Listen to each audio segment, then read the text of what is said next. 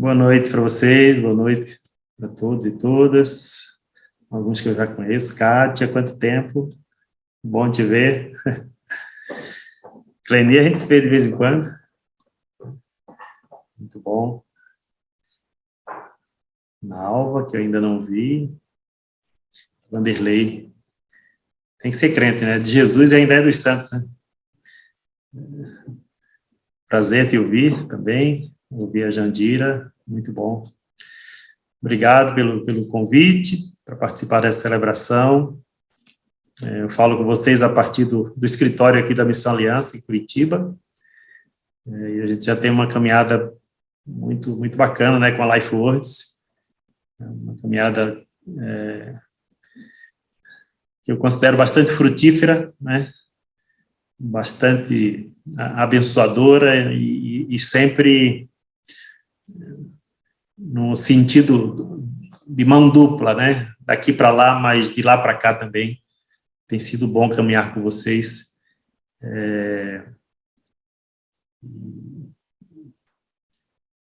Tem sido, de fato, um processo muito, muito rico de aprendizagem, porque vocês têm foco nesse público que é um foco também da Missão Aliança e é um foco de Jesus Nazaré, que são as crianças. Então, deu casamento facinho, né? Muito facinho. Foi um negócio de Deus mesmo encontrar vocês nessa caminhada, né, de serviço e de missão. Ok, eu quero olhar para um texto com vocês, que talvez vocês podem recitá-lo, de tão conhecido que especialmente, né, para pessoas e organizações, igrejas que valorizam, né, as crianças, assim como Jesus valorizava. É um texto muito chave quando a gente para refletir um pouquinho sobre o lugar que a criança tem, né, no coração de Jesus ou na agenda de Jesus. Então, o texto de Mateus, capítulo 18. Eu vou seguir aqui o meu esboço, porque eu não vou estourar o tempo, tá? Espero. Mateus, capítulo 18, a partir do versículo 1, diz assim: naquela hora, os discípulos se aproximaram de Jesus e perguntaram: quem é o maior no reino do céu? Jesus chamou uma criança, colocou-a no meio deles e disse: em verdade vos digo que se não vos converterdes e não vos tornardes como crianças, nunca entrareis no reino do céu. Portanto, quem se tornar humilde como essa criança, esse será o maior no reino do céu. Quem recebe uma destas crianças em meu nome, recebe a mim. Mas a quem fizer tropeçar um destes pequeninos, que crê em mim, seria melhor se lhe pendurassem no pescoço uma pedra de moinho e afundasse nas profundezas do mar. Conhecido o texto, né?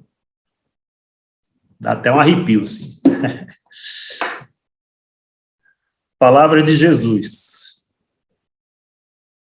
Texto que eu acho muito interessante e sempre aprendo alguma coisa quando olho para ele novamente. A gente, as nossas organizações e a nossa rede de organizações parceiras trabalham com crianças em situação de desvantagem social e econômica, crianças em situação de vulnerabilidade extrema, e para mim é uma das coisas mais tristes, assim, da vida ou do mundo, é a gente ver criança em situação de necessidade, criança com fome. Ontem eu estava numa comunidade aqui, na periferia da periferia, na cidade de Piraquara, aqui na região metropolitana, numa área de ocupação, no encontro com crianças. E eu comecei a trocar ideia com uma criança de 4 anos, o nome dela era Paulo, e o pessoal estava preparando uma celebração, um culto, e é bacana, é joia, mas eu resolvi arriscar perguntar para o Paulo, perguntei o nome dele e falei: por que você está aqui? Ele falou, eu estou com fome. Eu estou com fome. E o pessoal me chamou e me deu o microfone para falar. Eles achando que eu ia pregar. Eu acho que eu dei uma quebrada no esquema lá, porque eu resolvi falar que a melhor notícia para quem está com fome não é culto, é comida. Eles tinham preparado para comida para as crianças, mas a comida ia ser depois. E eu falei que ninguém ouve o evangelho com fome. Então a gente deu uma invertida no problema. Eu acabei causando um problema. Assim, um bom problema. Deu uma revirada assim na agenda, né? Mas foi a partir da escuta do que o Paulo falou, por que ele estava ali. Eu estou aqui porque eu estou com fome. Isso mexe com a gente, né? Criança com fome, criança vítima de violência, vítima de exploração, vítima de abuso, de negligência. E eu estou cada dia mais convencido, assim, que aquilo que a gente faz com as nossas crianças e aquilo que a gente faz por nossas crianças demonstra exatamente o que é que a gente pensa sobre o mundo, sobre Deus e sobre nós mesmos. Para mim é um indicador, a maneira como a gente trata as crianças, aquilo que a gente faz com elas e por elas, demonstra o que é que a gente pensa sobre o mundo, o que é que a gente pensa sobre Deus, o que é que a gente pensa sobre a gente mesmo, como ser humano, né? Para muitos adultos, criança só dá trabalho. Você já viu criança sendo associada a trabalho? As crianças que não dão sossego para a gente, né? As crianças que perturbam o nosso mundo adulto organizado, né? Crianças que se comportam como crianças. Crianças que querem falar quando encontram outras crianças e a gente está falando para elas ficarem quietas para ouvirem a palavra de Deus, mas elas querem conversar com seus amigos, né? Não sei como é que você organiza, eu nunca esqueço, eu não queria contar a história, mas já vou contar uma, a segunda, né, na verdade, da nossa comunidade lá em Itaperuçu. A gente recebia muita visita de amigos da igreja anglicana na Irlanda do Norte, uma rede de igrejas pentecostais no Canadá, e o pessoal estava sempre passando por lá, ficando alguns dias conosco, e eu nunca esqueço de um amigo, amigão meu, o John Logan, mora na Irlanda, ainda continua nos visitando uma vez por ano. Eu lembro que numa celebração nossa, as crianças estavam agitadíssimas, estavam se comportando como crianças, sabe como é que é, né?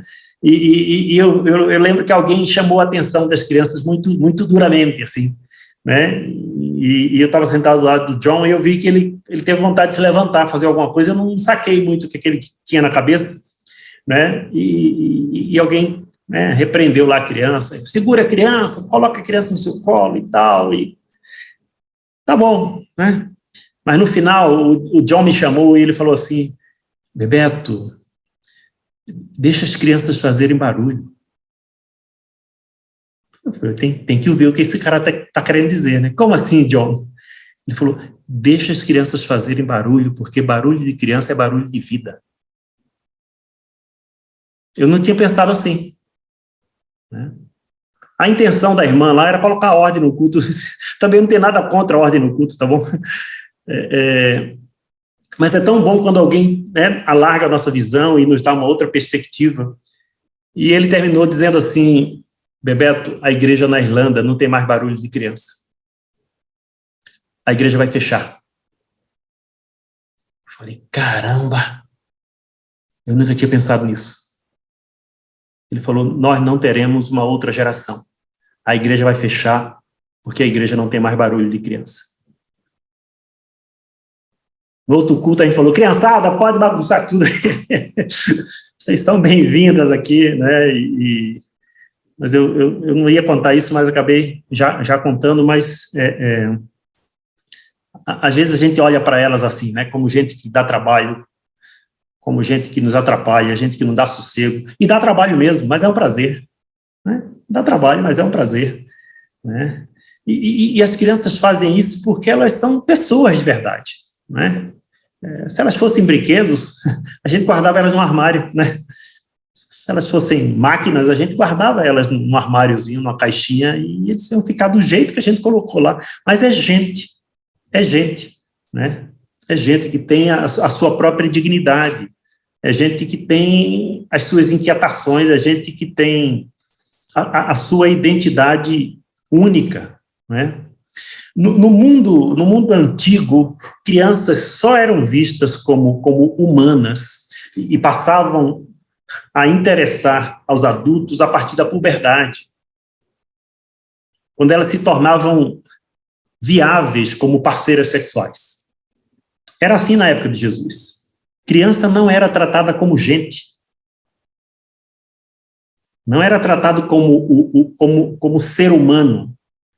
Ela passava a ser interessante e observada a partir da puberdade. As meninas, em particular, sofriam muito. As meninas, elas poderiam ser, ainda recém-nascidas, elas podiam ser descartadas. Descartadas e deixadas para morrer de fome, ou descartadas para serem devoradas por algum predador, ou poderiam ser vendidas, né, para a prostituição, ainda bem novinhas. É muito interessante, eu estava lendo alguns comentários, é relevante o fato de que algumas línguas, incluindo o grego, né, língua que foi escrita aí no Novo Testamento, as palavras usadas para criança, elas raramente são palavras masculinas ou femininas. Quase sempre são neutras. A criança não era ele ou ela. A criança era isso. Isso. Não é o piá ou a menina, é isso. É isso. A criança, nesse texto que a gente leu aí no versículo 2, Jesus chamou uma criança, a palavra criança aí é isso. Jesus chamou isso. Muito provavelmente esse isso era menina. Porque uma menina, ela traria com muito mais clareza o ponto que Jesus queria que entrasse na cabeça dos seus discípulos, na mente dos seus discípulos. Então, eu arrisco dizer que esse isso aí era um isso menina.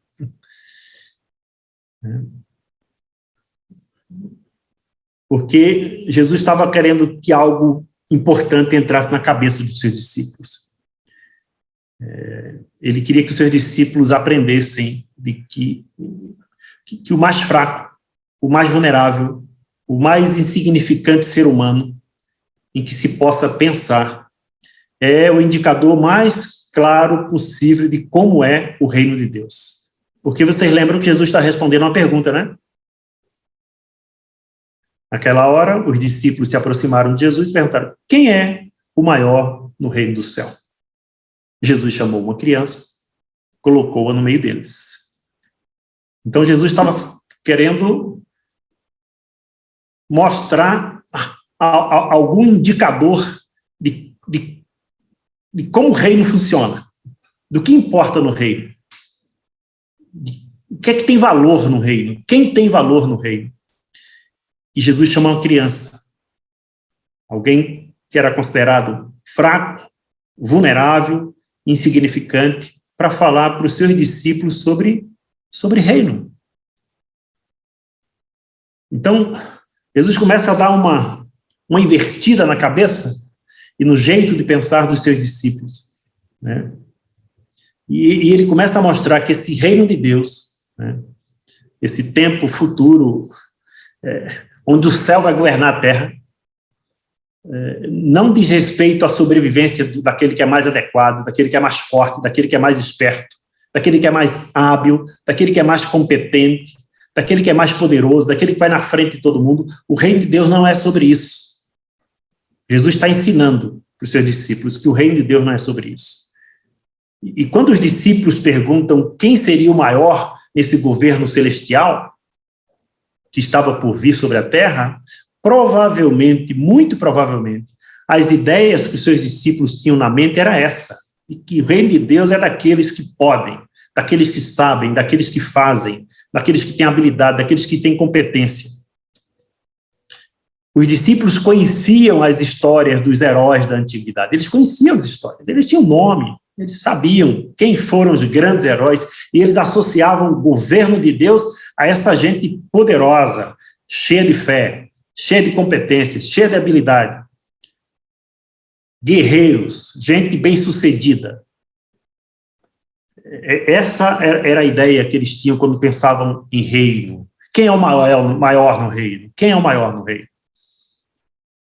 Então, Jesus pega toda essa ideia de que maior no reino é aquele poderoso, aquele mais habilidoso, aquele mais competente, aquele que tem mais fé, aquele que sabe mais. Jesus pega todas essas ideias e joga pela janela, digamos assim. Joga pela janela. Descarta essa ideia e chama uma criança para o centro das atenções. Uma criança vulnerável, talvez uma criança tímida, talvez uma criança até insegura, né, de si mesma. Mas uma criança que vai até ele, né, que confia, uma criança que está pronta para ouvir, que está pronta para ser amada, que está pronta para amar, uma criança que está disposta a aprender, uma criança que quer crescer. Querem saber quem é o maior no reino? O maior é como essa criança. Então vocês devem ir e aprender com ela. Imitem ela. Vocês querem saber sobre o reino? Então aprendam com essa criança. Imitem essa criança, porque se vocês não imitarem essas crianças, vocês não vão nem ver o reino, quanto mais entrar. Então isso é o mesmo que dizer para os seus discípulos: convertam-se. Convertam-se. Tem uma chave que tem que virar na cabeça de vocês. O reino de Deus não tem a ver com os poderosos, o reino de Deus tem a ver com os vulneráveis. Então, Jesus está treinando a rapaziada, né? E está desafiando a gente, né? A olhar a vida, olhar o mundo e olhar o próprio Deus com outras lentes. Com outras lentes. Conversão é isso, né? É Deus colocar a lente dele, nossa, nunca imaginei que seria assim. É câmbio, né, de paradigma. Mudança de, como é que é a palavra? Metanoia, né? Mudança de mentalidade. Né? Novas lentes. Não tem nada a ver com religião. Absolutamente nada a ver com religião. Tem a ver com essa mudança de paradigma. Deus compartilhando conosco as lentes dele, para que a gente leia o mundo e a vida a partir da perspectiva dele. Né? Então, novas lentes que ajudam a gente a enxergar que a arrogância, o orgulho, o poder, são coisas que destroem os próprios orgulhosos, os próprios arrogantes e os próprios poderosos, e a vida daqueles que são afetados por eles.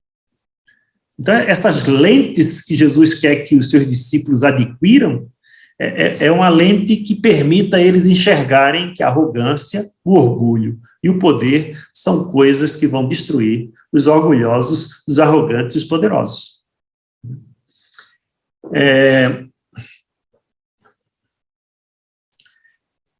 Jesus, nessa passagem, ele não está apenas, né, querendo ajudar os seus discípulos, os seus seguidores, a aprender uma lição. Ele não só quer que eles entendam que o fato de se tornar semelhante a uma criança é essencial para o crescimento deles na graça e na sabedoria. Jesus não quer apenas ensinar uma lição para eles. Jesus também está preocupado com as crianças, com as próprias crianças. Ele não tem uma maneira romântica de olhar para as crianças.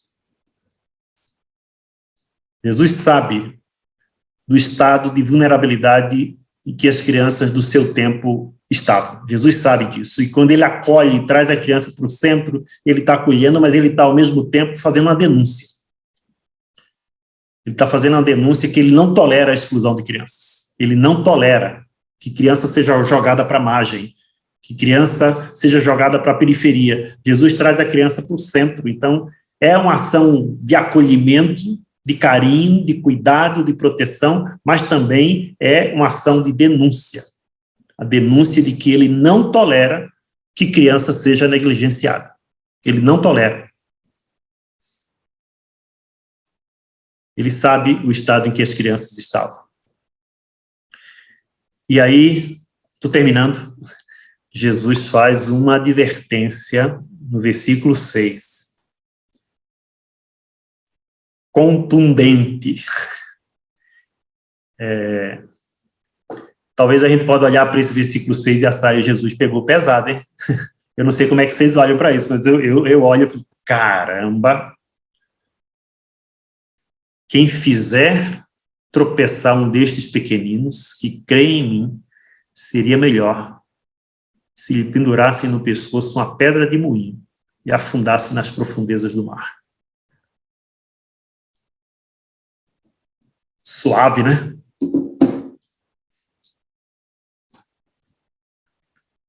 Jesus está fazendo uma advertência, né? E a gente pode achar que, de fato, são palavras duras demais, né? São palavras pesadas demais. Talvez até houvesse outra forma de afundar alguém no mar, mas não precisava colocar uma pedra de moinho no pescoço como se fosse um colar, né? Mas é esse quadro que Jesus pinta para fazer essa advertência. E se isso parece para a gente algo muito violento, se isso parece para a gente algo muito extremo e muito duro, talvez seja porque a gente não tem noção do valor que Jesus dá para as crianças. Eu estou falando isso para mim mesmo, tá?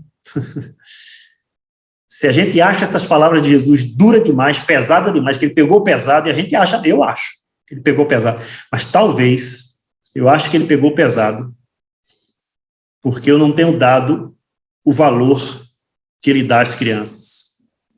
Ou eu não tenho dado às crianças o mesmo valor que ele dava. Talvez por isso eu acho as palavras dele muito duras.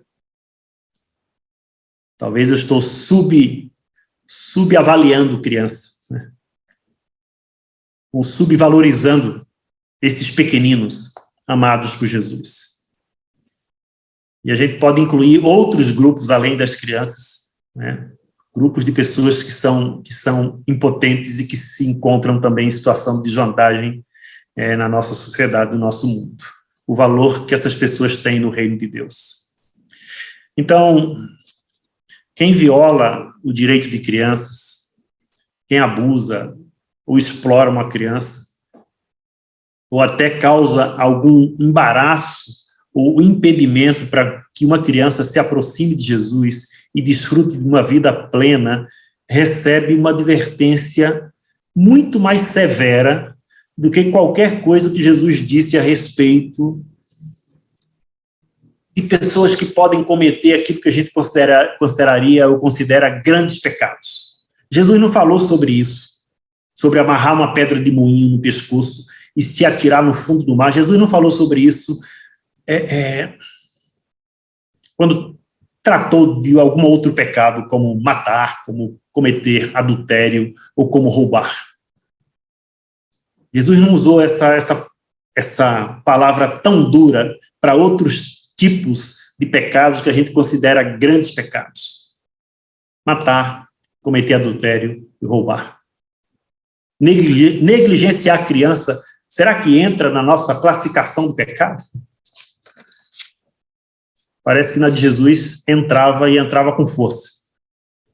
Porque ele não fez essa advertência para nenhuma outra pessoa, ou para nenhum outro tipo de pecado, a não ser para esse pecado de tentar impedir que crianças se aproximem dele.